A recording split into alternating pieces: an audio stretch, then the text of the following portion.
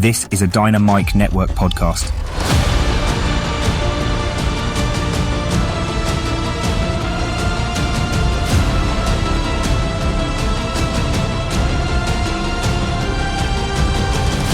Hi, and welcome to the Dynamic Duel podcast, a Rotten Tomatoes approved show that reviews superhero films and series through the lens of the DC and Marvel fandoms. I'm Joseph. And I'm his twin brother, Jonathan.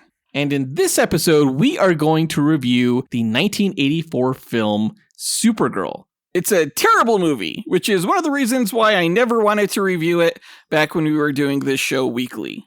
Yeah, but we figured that this month was a good time as any to review the Helen Slater starring film because in a few months we're going to get the new Supergirl film starring Millie Alcock, and we figured this would be a good contrast to compare that with this film. And I gotta say, if the Supergirl film that comes out in June is anything like this movie that we're reviewing today, I think that you should switch sides to Marvel because DC would be in a really sucky state. I mean, once you get this kind of Supergirl, it's only uphill from there, you know? Interestingly enough, Supergirl will be the second theatrical film in James Gunn's DCU, and Supergirl was the second character to get their own starring film in the Donnerverse, as it were. Was the Donnerverse really a thing? I mean, I know that the Supergirl film has the same continuity as the Christopher Reeve film, but I don't know if it's ever been referred to as the Donnerverse. No, it hasn't, but Supergirl was the first attempt at creating a larger, extended cinematic universe. That's interesting. I feel like a lot of people don't remember that. No, I mean, the studio even forgot it. Supergirl did so poorly, the character wasn't even referenced in the fourth Superman movie. Well, we hope you guys look forward to our review. Whether you've seen it or not, this is going to be a non-spoiler review regardless. It's going to be a little bit different than the reviews that we did during our weekly show. And if you listen to our last episode when we reviewed Wonder Man, you'll know what the new format is. We did get some feedback regarding our new non-spoiler approach. But back when we were doing the weekly show, we heard from people who would say that they wouldn't listen to reviews for projects that they haven't seen because we would discuss spoilers. And then we also heard from people who said that they do listen to our spoiler reviews even if they haven't seen the project, which is something that we didn't really want either. And there were also people who were saying that they would listen to our spoiler reviews if they have seen the project, but they would skip the plot breakdown. So they're missing half of our entire discussion. And now we have feedback from people saying that they want the plot breakdown again. So really, there's as many preferences for how we do these reviews as there are people who listen. Right? Like the only thing that Jonathan and I can do is the best that we can, considering that we want anyone to listen to our reviews and get enjoyment out of them, whether or not they've seen the project. I think these non-spoiler reviews are the best path forward for the show. And hopefully we inject enough of that comic book fandom perspective to satisfy the fan base as well. Although I will say I do regret not watching Wonder Man Season 1. I should have. Yeah, you didn't contribute much to that last review. So I think going forward, we're going to try even harder to make sure that we both watch what we're reviewing. Right. Did you watch Supergirl? I did. Yes. I'm sorry. Thank you. With that out of the way, we have a special message from our former artificially intelligent duel simulator, AJ9K. So listen up. Why, hello there. Be sure to tune into the other shows in the Dynamite Podcast Network, including the Console Combat Podcast, where hosts John and Dean simulate battles between popular video game characters. Over on the Max Destruction Podcast, hosts Scotty and Gilly pit your favourite action heroes from film and television against each other. And on the Senjo World Podcast, host Zachary Hepburn speculates on fights between fan-favourite anime and manga characters.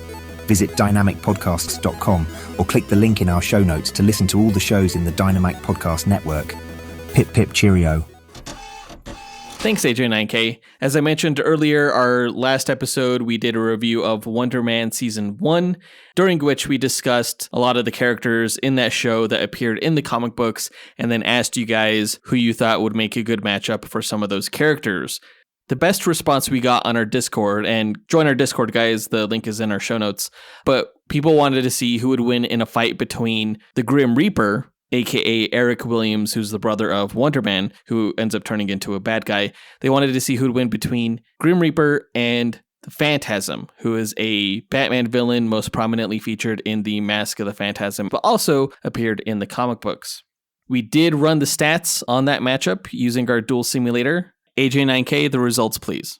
Here you are, sir. The winner between Phantasm and Grim Reaper is Grim Reaper.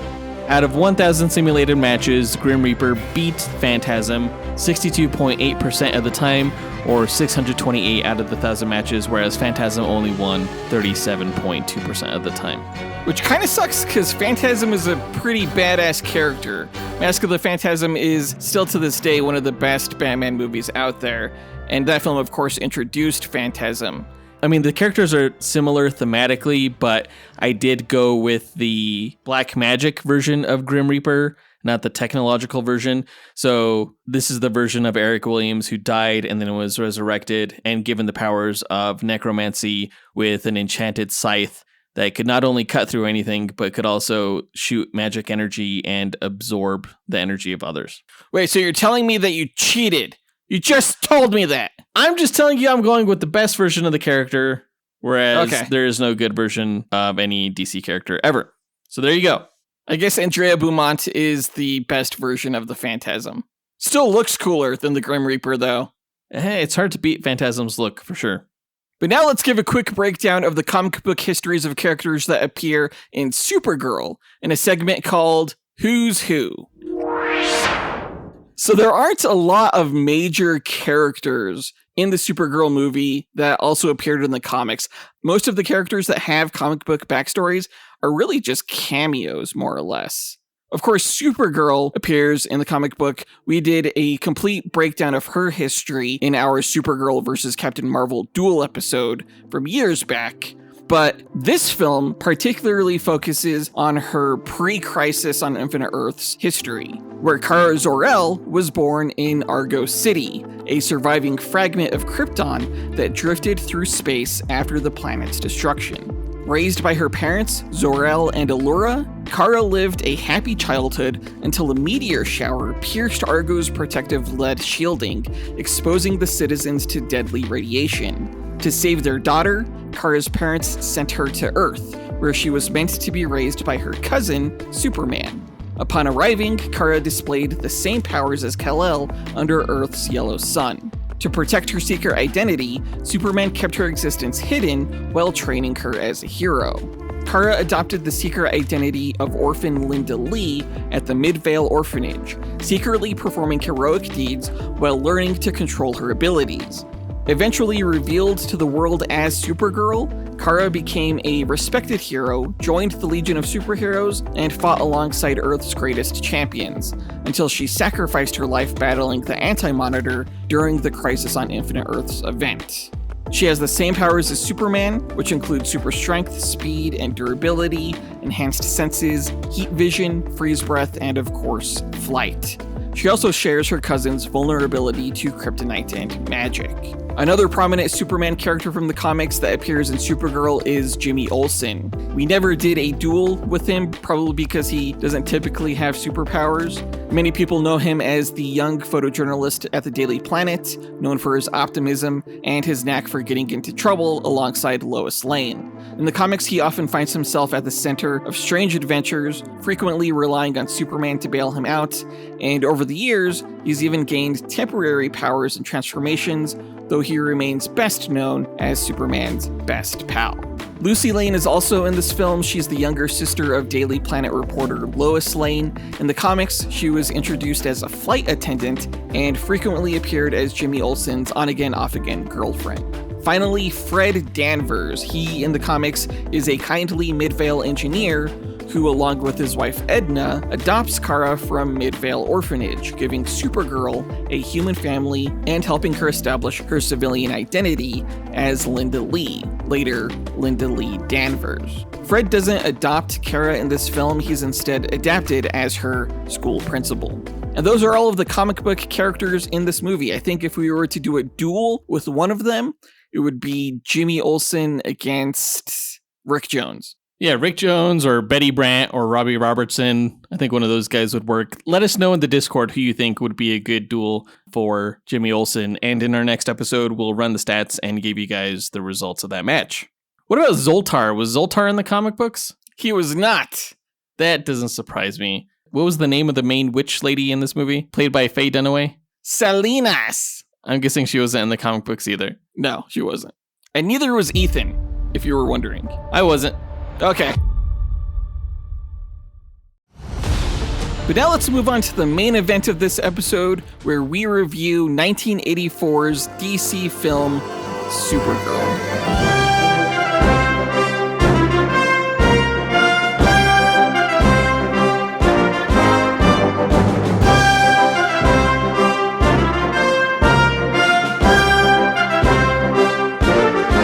Okay, Supergirl. The film was released in 1984. It stars Helen Slater as the titular character, Faye Dunaway as the antagonist witch Selina, and Peter O'Toole as Supergirl's early life mentor, Zoltar. The film was directed by Genoa Schwartz, I think is how you pronounce it. He's French. He also directed Jaws 2 and Santa Claus the Movie, which was also a Salkind production. The Salkinds produced the first 3 Superman films, and this film was the last Superman-related movie that they would produce, because it did so terribly they sold the film rights. Regarding the premise of the film, when the Omegahedron, the main power source for Argo City, is lost on Earth, Kara Zor-El travels to her cousin Superman's adopted home planet to retrieve it and save Krypton's last surviving city.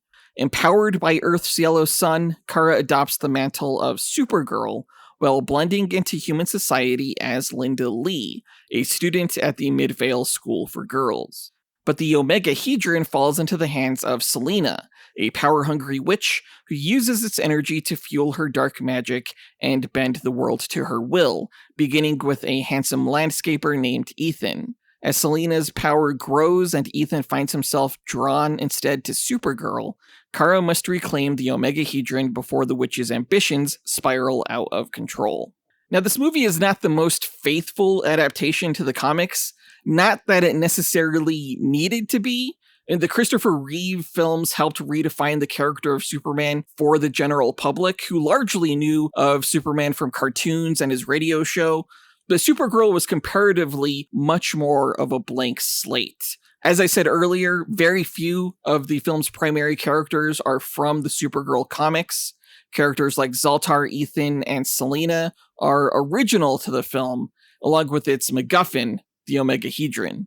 The Supergirl film was the first attempt at a shared cinematic universe, with Supergirl taking place in the same universe as Christopher Reeve's Superman, though the filmmakers did the absolute minimum to bridge the films. Like, there's a poster of Christopher Reeve's Superman in one of the shots, and of course there's Jimmy Olsen, and they mention Lois Lane, but that's really it. The Supergirl film was originally supposed to be Superman 4, with Brainiac as both the villain and the initial mentor to Supergirl instead of Zoltar, and Supergirl was going to be Superman's love interest. They were going to make her not be his cousin. Ew. They decided to go a more comic-accurate route, though. Well, Supergirl was acting like she was in love with Superman when she saw that poster. It was a little bit creepy. I mean, who doesn't love Superman, though? Am I right? Are you going to rub a poster of him with your fingertips? You say that like I haven't. Now, the film, of course, ended up being even less well received than Superman 3, which was critically panned. This caused the producers to give up on the franchise and sell the film rights. And while the Superman films made audiences believe that a man could fly, they had a really hard time suspending disbelief for Supergirl's movie, which traded Superman's more sci-fi, somewhat more sincere tone for fantasy, sorcery, and more of the same campy humor the audiences hated about Superman 3. Not only did Supergirl not have the action of the first 2 films, but its special effects paled by comparison, and its story lacked really any kind of urgency. It's a 2-hour-long slog that is widely regarded, rightfully so, as one of the worst superhero films ever made. I don't know if I necessarily agree with that. It's really bad, but I also have daughters, and I know the fairy tale and romance aspects of the film had them more interested than the Americana and city bustling of the Superman films. I'll say this. I went into the film knowing that it was going to be bad, largely due to its reputation. I don't have much memory of watching it as a child. To that end, I don't know if it's because my expectations were lowered, but I do appreciate the somewhat sincere effort that they put into the film. And there were definitely some moments that stood out to me as being very comic booky and very in keeping with what I would expect from a Supergirl film that was produced in this time period. As I was watching it for this review, I was actually just thinking, man, this could have been an Amethyst film. Like, it probably would have been better if it was. Oh, I could see that, considering that a lot of the plot had to do with magic, given that the main antagonist was a sorceress. I actually liked the fact that they included a mysticism element to this. I think it helps separate this Supergirl franchise from the more sci-fi Superman side of things. Right, exactly. This movie feels like a film that never quite figured out what it wanted to be. It's part superhero movie, part fairy tale romance, part campy comedy, and those tones rarely work together. I can't think of an example of where it does. Yeah, if you're going to do fantasy, you kind of have to ditch the camp, right? Otherwise, you get a movie like Legend. And actually, there were some moments of the Supergirl film that reminded me of Legend, particularly the final battle. Oh, I could see that. Imagine if Lord of the Rings was campy. That would have been terrible. Now, ultimately, I think the worst aspects of Supergirl are its story and pacing. There are some really bizarre story choices that start really early in the film that just leave me scratching my head. There were definitely multiple moments in regards to pacing and story structure where I literally said out loud, what the fuck is going on? I remember just wondering what I was watching. Like, why would they introduce the villain in this way with absolutely no context? A lot of the characters aren't provided any sort of backstory or motivation. They just exist as two-dimensional beings, and we just have to accept that.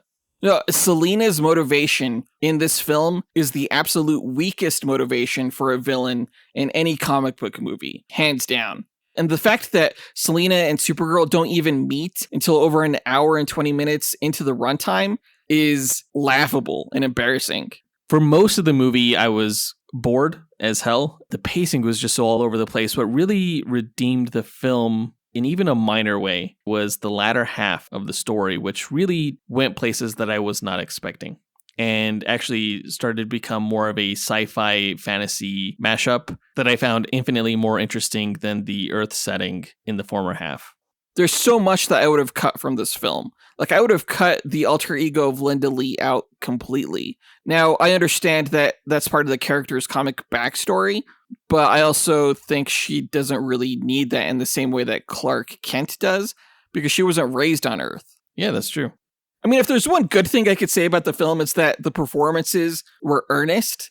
Like, some of them were campy, but I actually think the top billed actors of Helen Slater, Faye Dunaway, and Peter O'Toole gave their best theatrical effort. Like, on stage, even if a line is crap, you have to make it feel authentic. And save for some, like, wooden line deliveries from Helen Slater, I was mostly sold on the main cast. I was surprised that Peter O'Toole was in this movie. Like, I had seen this movie before, but it was back when I was a child. So I barely remembered anything about it. And I definitely didn't recognize as a kid these big name actors like Mia Farrow and Faye Dunaway, who I think were actually tricked into starring in this film.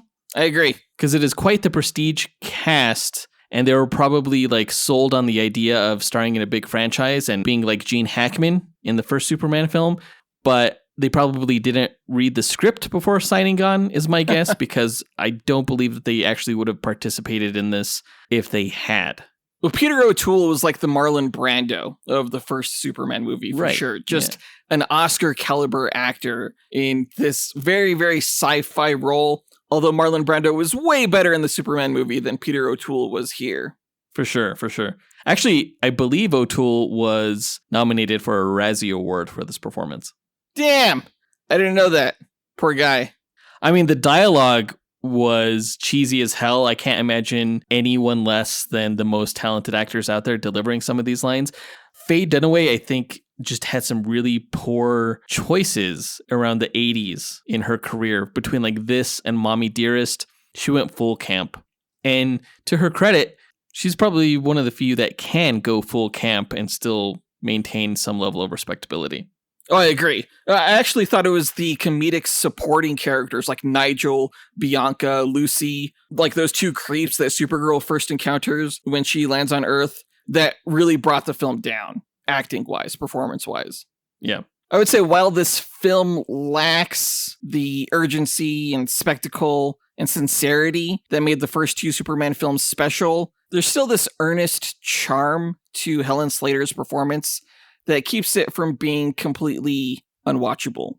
I think she's kind of the saving grace, and I think the filmmakers kind of lucked into that in a way. I thought she was fantastic, honestly. I thought she embodied the role from a looks perspective and from a character perspective. I will say she's better as a brunette. She seemed like she was naturally a brunette. The blonde wig really threw me off every time they would put that on her for when she was Supergirl. I don't know. She was blonde in the Supergirl TV series. Oh, really? Yeah, she made a cameo there. Oh, cool. Well, that's great. I mean, that shows that she was kind of appreciated in this role, even though the film wasn't appreciated. I think people recognize that her sincerity was still there. Oh, yeah, 100%. Regarding Ethan, I fucking guess he sold the romance, but a lot of people would see Supergirl's romance in this movie being problematic, considering it wasn't really consensual initially. Well, also, she's supposed to be like 16, 17 years old, maybe, and he looks like he's fucking 40. I don't know about that old, but definitely older. It's not really clear as to whether she's going to like a junior college or a high school. They don't say what grades are taught at Midvale School for Girls. It's definitely high school. I'm going to choose to not believe that. I'm going to choose it's a junior college. I would say the one saving grace of this film is its music. It was composed by Jerry Goldsmith, and I'd argue it's almost as good as what John Williams did with Superman.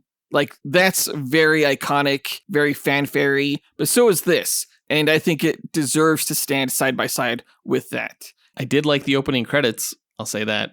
Overall, I would say the film trades the magic of the earlier Superman films for bizarre occult fantasy, problematic romance, and pacing that's much slower than a speeding bullet.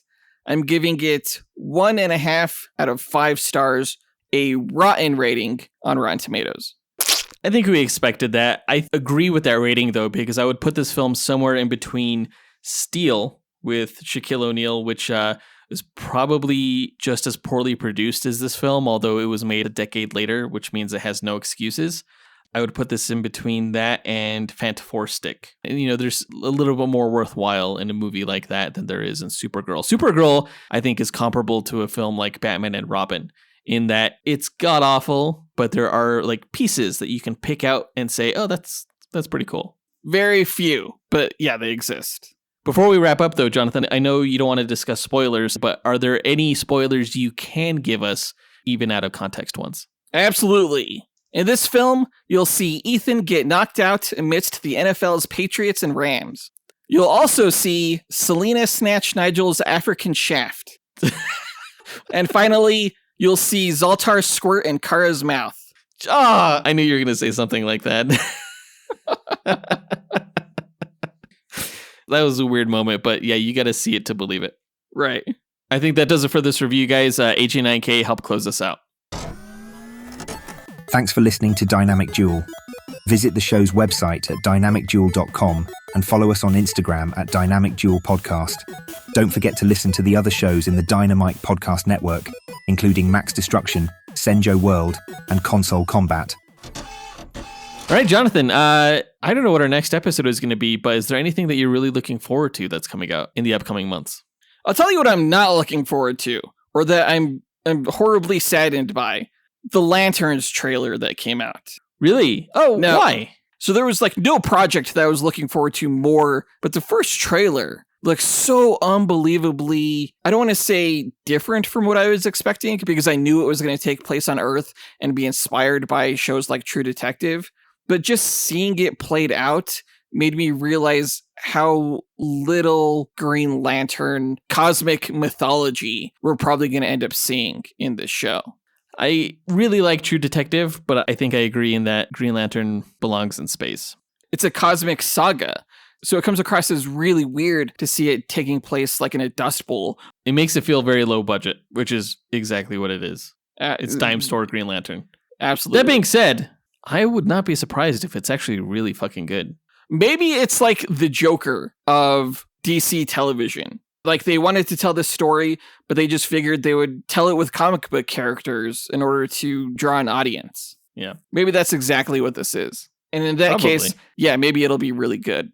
It just feels like it won't be Green Lantern is all, especially considering we had a Green Lantern in the Superman movie, and it looks very different. Oh, Guy Gardner? Right.